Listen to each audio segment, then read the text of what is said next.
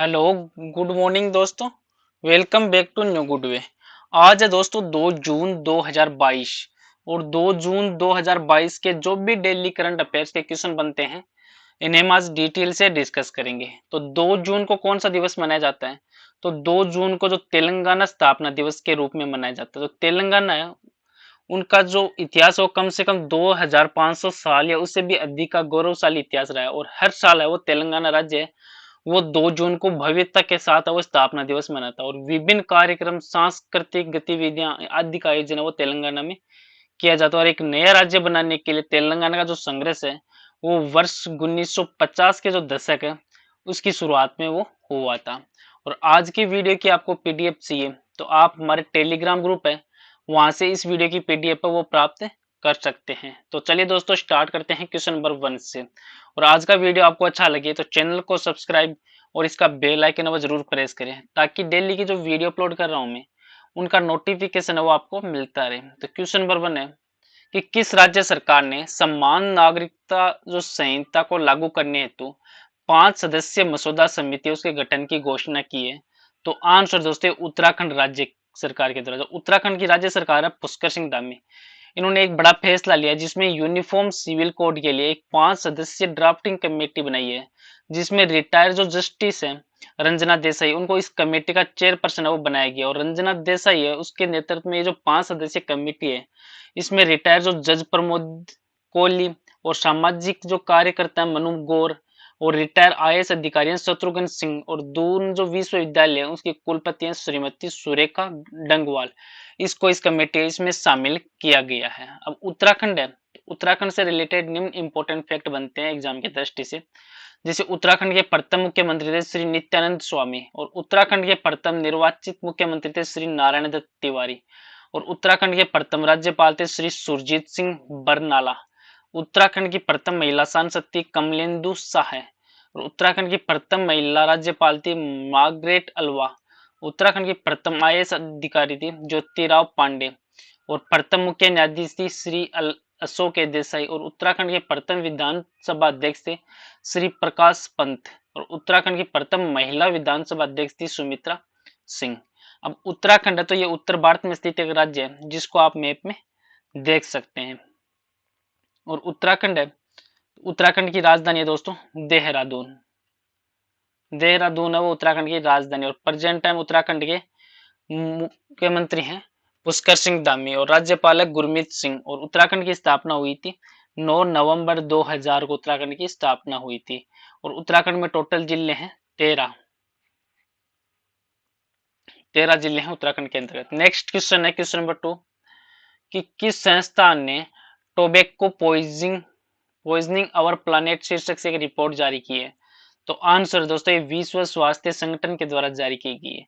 जो world health organisation है इसने एक विश्व तंबाकू निषेध दिवस है उसके अवसर पर एक तंबाकू पॉइजनिंग आवर प्लानेट है इससे एक रिपोर्ट जारी की और इस रिपोर्ट में यह दर्शाया गया है कि तंबाकू उद्योग 8 मिलियन मानव जीवन जिसमें 600 मिलियन पेड़, 2 लाख हेक्टेयर भूमि और 22 मिलियन टन पानी के वार्षिक नुकसान है उसके लिए जिम्मेदार है वो ठहराया गया है इस रिपोर्ट में।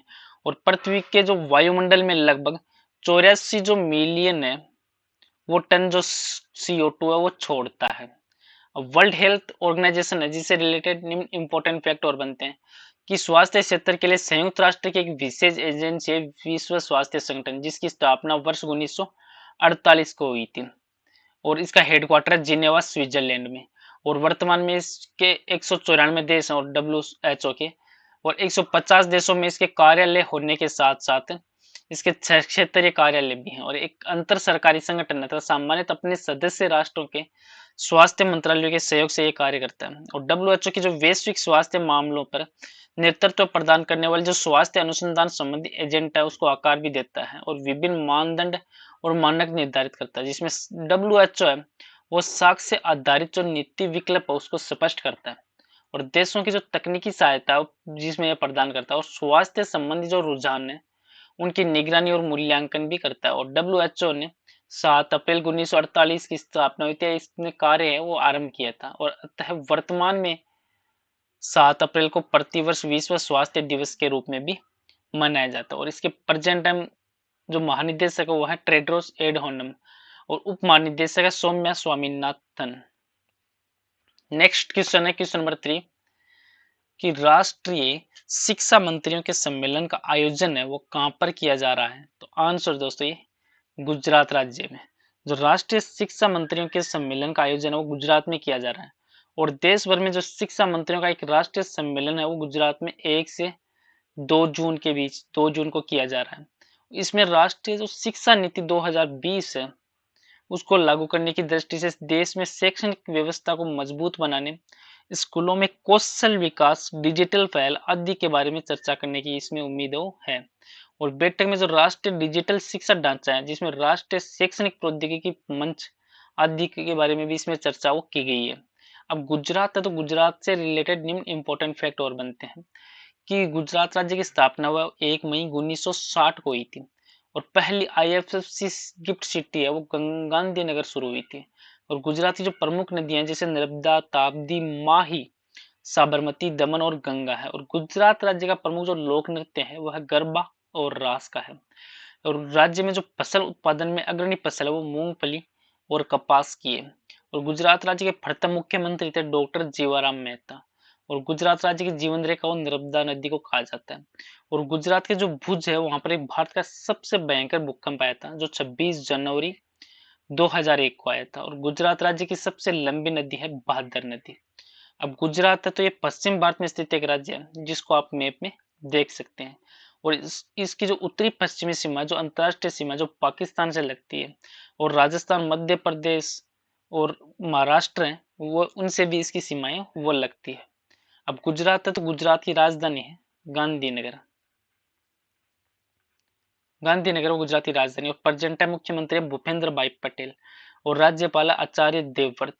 और गुजरात की स्थापना हुई थी 1 मई 1960 और गुजरात में टोटल जिले हैं 33। नेक्स्ट क्वेश्चन है क्वेश्चन नंबर 4 कि prime minister employment generation programme है उसको किस वर्ष तक के लिए बढ़ा दिया गया है? तो आंसर दोस्तों ये 2025-26 तक के लिए इसको बढ़ाया गया है।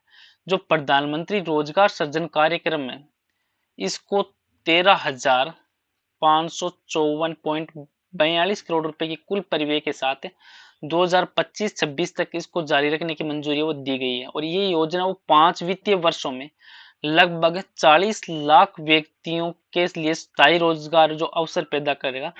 और इसमें सूक्ष्म, लघु और मध्यम उद्यम मंत्रालय के द्वारा ये क्रियान्वित वो किया जा रहा है। नेक्स्ट क्वेश्चन है क्वेश्चन नंबर 5 कि किस संस्थान ने परम अनंत सुपर कंप्यूटर का अनावरण किया है? तो आंसर है आईआईटी गांधीनगर के द्वारा। जो centre for development of advanced computing है सीडेक और भारतीय प्रौद्योगिकी संस्थान गांधीनगर ने संयुक्त रूप से जो परम अनंत है उस नाम का एक नया सुपर कंप्यूटर है इसका अनावरण किया। और इसे केंद्र सरकार के जो राष्ट्रीय सुपर कंप्यूटिंग मिशन है एनएसएम इसके दूसरे चरण में वो लॉन्च किया गया था। और ये सुपर कंप्यूटर वो 838 टेराफ्लोप के चरम प्रदर्शन को करने में भी सक्षम है। नेक्स्ट क्वेश्चन है क्वेश्चन नंबर 6 कि 2021-22 में भारत का जो शीर्ष चीनी उत्पादक राज्य है वो कौन सा है? तो आंसर है महाराष्ट्र राज्य। जो महाराष्ट्र ने 5 साल के अंतराल के बाद वर्ष 2021-22 है इसमें भारत के शीर्ष चीनी उत्पादक के रूप में अपना स्थान वो हासिल किया है जिसमें उत्तर प्रदेश को भी पीछे छोड़ा। और 21-22 के जो पेराई वर्ष है अक्टूबर सितंबर के लिए राज्य का जो उत्पादन था वो 138 टन रहा है। और महाराष्ट्र के बाद उत्तर प्रदेश और कर्नाटक का स्थान है। अब महाराष्ट्र तो महाराष्ट्र से रिलेटेड निम्न इंपॉर्टेंट फैक्ट और बनते हैं जैसे महाराष्ट्र की नदियां हैं गोदावरी, भीमा, कृष्णा और लोक नृत्य है लावणी जो नोज की साड़ी पहनकर महिलाओं के द्वारा किया जाता है। और धनगरी गाजा नृत्य जो सोलापुर जिले में चरवाहों के द्वारा किया जाता है। और पोवाड़ा जो गाथा गीत है और कोल्ली है जो मछुआरों का एक नृत्य है। और डिंडी है जो भगवान कृष्ण के लिए और काला है ये भी भगवान कृष्ण के लिए किया जाने वाला एक लोक नृत्य है महाराष्ट्र का।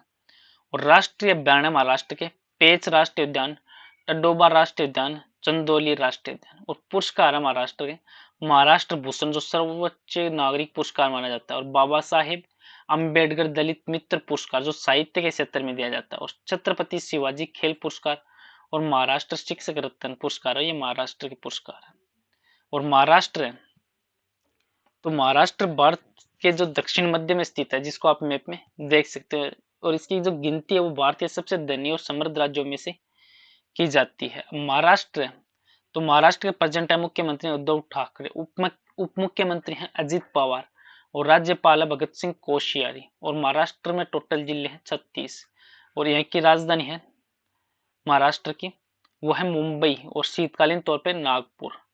नेक्स्ट क्वेश्चन है क्वेश्चन नंबर 7 कि किस देश ने संयुक्त अरब अमीरात के साथ एक मुक्त जो व्यापार समझौता है एफटीए उस पर हस्ताक्षर किए हैं?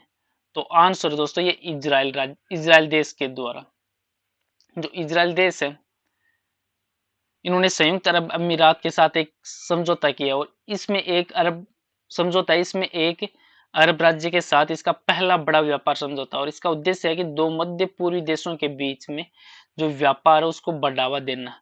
और फरवरी है उसमें भारत के साथ इसी तरह के समझौते के बाद इजराइल के साथ ये समझौता वो यूएई का दूसरा एक द्विपक्षीय मुक्त व्यापार समझौता है।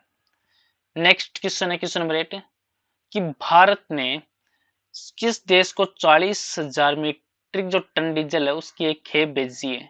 तो आंसर दोस्तों श्रीलंका को। जो भारत ने श्रीलंका को 40,000 मीट्रिक टन डीजल है वो भेजी है, जिसमें पड़ोसी देश श्रीलंका बेहद ही अभी हाल में मुश्किल आर्थिक संकट से गुजर रहा है, और वहां के लोगों को ईंधन की अत्यधिक कमी का सामना करना पड़ रहा है, जिसमें पिछले महीने भारत ने श्रीलंका को ईंधन का आयात करने के लिए अतिरिक्त जो 50 करोड़ डॉलर है उसकी ऋण की सुविधा की भी घोषणा वो की थी। अब श्रीलंका है तो इस श्रीलंका दक्षिण एशिया और हिंद महासागर के उत्तरी भाग में स्थित एक देश है, जिसको आप मैप में देख सकते हैं। और श्रीलंका है तो यहाँ की जो राजधानी है वो है श्री जयवर्धनपुरे कोट्टी, और श्रीलंका के प्रेजेंट टाइम राष्ट्रपति हैं गोतबया राजपक्षे, और प्रधानमंत्री है रानिल विक्रमसिंघे, और श्रीलंका की जो मुद्रा वो है रुपया। नेक्स्ट क्वेश्चन है क्वेश्चन नंबर 9 कि भारतीय वायुसेना के कैप्टन के ग्रुप कैप्टन वरुण सिंह को मरणोपरांत किस पुरस्कार से सम्मानित किया गया है?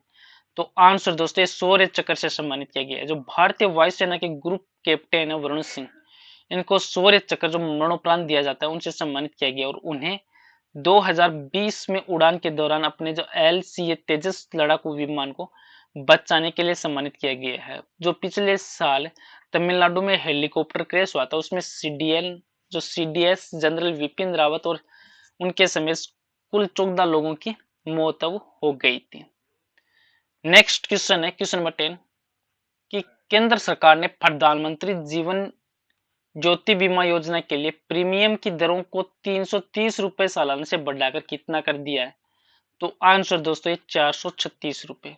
तो केंद्र सरकार है इन्होंने अपनी एक प्रमुख बीमा योजनाओं को प्रधानमंत्री जीवन बीमा योजना और प्रधानमंत्री सुरक्षा बीमा योजना का प्रीमियम बढ़ाया है, जिसमें इस प्रीमियम दर को 1.25 रुपए प्रतिदिन कर दिया गया है, और यह इस तरह सालाना 330 रुपए से बढ़कर 436 रुपए हो गया है।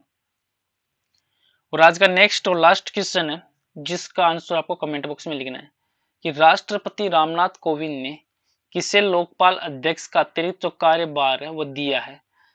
तो इसका आंसर आपको कमेंट बॉक्स में लिखना है। और पीछे के वीडियो में भी आपको एक क्वेश्चन दिया था कि हिंदी पत्रकारिता दिवस है वह किस दिन मनाया जाता है? तो उसका आंसर था दोस्तों ऑप्शन नंबर सी, 30 मई को मनाया जाता है। जो हिंदी पत्रकारिता दिवस है वो प्रत्येक वर्ष 30 मई को मनाया जाता है, और इसका मनाने का मुख्य उद्देश्य है कि इसी दिन जो साल 1826 में हिंदी भाषा का पहला अखबार था जो उद्दंड मार्तंड प्रकाशित शुरू हुआ था, और इसका प्रकाशन तत्कालीन जो कलकत्ता शहर में किया जाता था, और इसे पंडित जुगल किशोर शुक्ल ने शुरू किया था, और उसके बाद 30 मई को हिंदी पत्रकारिता दिवस के रूप में मनाया जाता है। चलो दोस्तों आज का वीडियो यहीं पे समाप्त करता हूँ। वीडियो आपको अच्छा लगे तो चैनल को सब्सक्राइब और शेयर जरूर करें। Thank you all of you.